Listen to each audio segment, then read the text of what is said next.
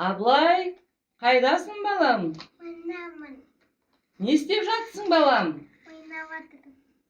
Охо, менің балам ақылды. Өзі ойыншықтармен ойнап жатыр екен. Ойыншықтарың неткен әдемі?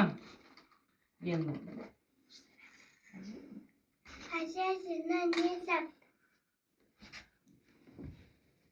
Бұның атын келі дейді балам. Мынау келсап дейді. Бұл байырғы көне ата әжелеріміздің көзі. Мұнда бидай талқан жасаған, қатқан наннан талқан жасаған.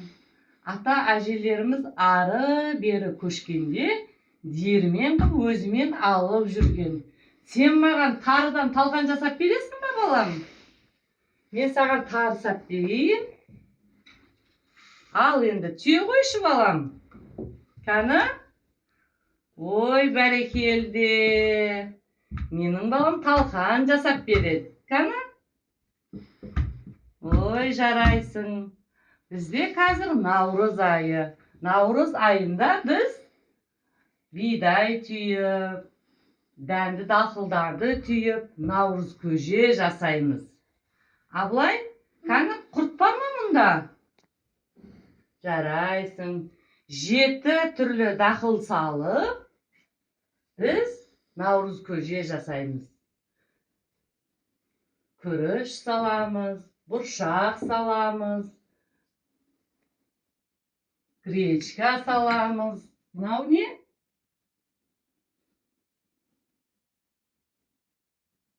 Маш саламыз, құрт саламыз. Кәні санайықшы?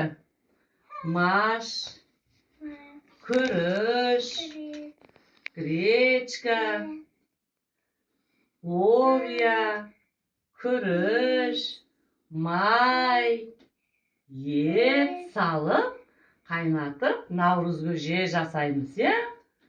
Сен маған талқан түйіп бересің, мен саған наурыз айында наурыз көже жасап берем. Сен кімнің баласысың? Атам баласымын. Атаң аты кім? Есенбай. Жарайсың. Сен нелсің? Тамаққұбек. Ей, жарайсың. Біз енді наурыз көжеге дайындалайық балам. Сен мына келімен талқан түйіп бер маған. Сен талқан түйгенше мен саған наурыз көже жасап берем балам.